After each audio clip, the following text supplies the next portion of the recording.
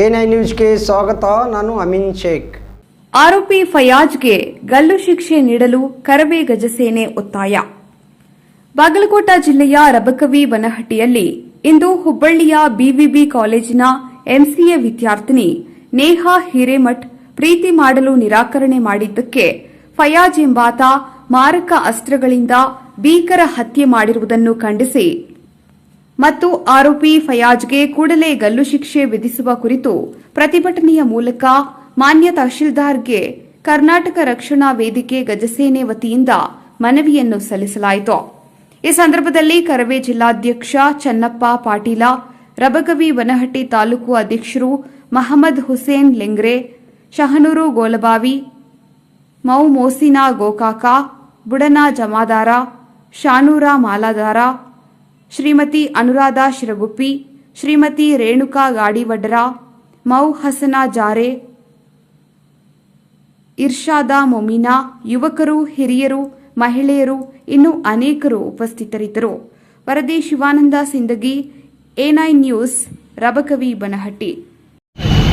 इस वक्त जो हालात हुए हैं खुसूसन हमारे कर्नाटक में जो हुबली का जो वाक़या पेश आया है नेहा हिरेमठ का, ये बहुत ही दिल दहलाने वाला वाक़या है. करने वाला कौन है ये महत्वपूर्ण नहीं है. चाहे कोई भी हो उसे सख्त से सख्त सज़ा कानून की तरफ से मिले. हम कानून से यही दरख्वास्त कर रहे हैं, इसलिए कि वो सबसे वहशियाना नेहा हिरेमठ का जो कत्ल हुआ है वो वहशियाना तरीके पर हुआ है. हम उसका कंडम करते हैं और हम रंजन जो उनके नेहा के वालिद हैं उनको दिलासा दिलाते हैं और हम कहते हैं हम आपके साथ बिल्कुल आपके गम में बराबर के शरीक हैं. आगे ये इस वक्त जो हालात बन रहे हैं मुल्क में, ये सिर्फ कर्नाटक का वाक़या नहीं है. इस वक्त इससे पहले भी 2-3 वाक़यात पेश आए हैं.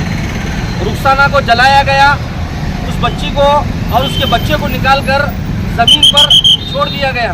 करने वाला कोई और नहीं था, उसका नाम प्रेस रिपोर्ट के जरिए हम तक खबर पहुंची है, उसका नाम प्रदीप था. इसी तरीके पर उड़पी में एक वाक़या पेश आया, एक घर के 4 अफरादों को जलाया गया. करने वाला कोई और नहीं था, परवीन चौगला था. मैं दरख्वास्त यही कर रहा हूँ सरकार से, इन वाक़यात पर, इन होने वाले जुल्म व तशद्दुद पर अगर कानून ने सख्त कानून नहीं बनाया, अगर सरकार ने, तो हम अपने बच्चों को कैसे स्कूल पढ़ाएं, ये सबसे बड़ा मसला है. और मैं नौजवानों को, स्कूल के बच्चों को दिलासा दिलाता हूँ, जिस वक्त नेहा को बेरहमी के साथ मारने वाला फयाज हो या फयाज का बाप हो, जो दरिंदगी के साथ मार रहा था, तो लोग ठहर कर तमाशा को गो बन बैठे थे. मैं उनसे दरख्वास्त हूँ आगे बढ़कर ऐसे जुल्म को रोकें. अगर नौजवान तबका ऐसे हरासमेंट हालत में मजलूम तबके के साथ नहीं देगा तो संविधान हमारे पास संविधान है मुल्क में जीने के लिए. तो मैं रक्षा वेदी के स्टेज के जरिए से कानून के आंखों में आंखें मिलाकर ये दरख्वास्त कर रहा हूँ, इस पर कठिन से कठिन सज़ा मिले और तमाम जालिमों को मिले. जितने भी वाक़यात इस वक्त कर्नाटक में रूनुमा हुए हैं उन वाक़यात पर तमाम से तमाम सख्त कार्रवाई हो. अगर सरकार इन वाक़यात पर गंभीर इन आरोपों पर अगर सख्त कानून नहीं बनाएगी तो रक्षणा वेदी के स्टेज के जरिए से कानून को, हम तमाम सरकार को कानून के दायरे में रहते हुए हम इस होराट को जारी रखेंगे. जब तक पार्लियामेंट हो, असेंबली हो, वहाँ कानून नहीं बनेगा हमारे बच्चों की हिफाजत के लिए, उस वक्त हम जालिमों के खिलाफ आवाज़ उठाते रहेंगे. और मजलूमी के साथ, चाहे वो दलित हो, मुस्लिम हो, चाहे कोई तबका हो, चाहे वो हिंदू भाई का क्यों ना हो, हम कंधे से कंधा मिलाकर इस मुल्क की सालिमियत के लिए हमने हमेशा आवाज़ उठाया है.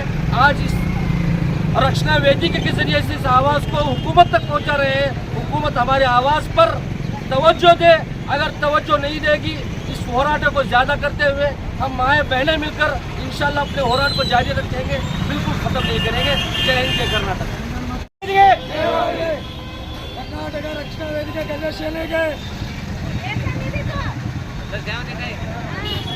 ನಿರಂತರ ಸುದ್ದಿಗಳಿಗಾಗಿ ನೋಡ್ತಾ ಇರಿ A9 ನ್ಯೂಸ್.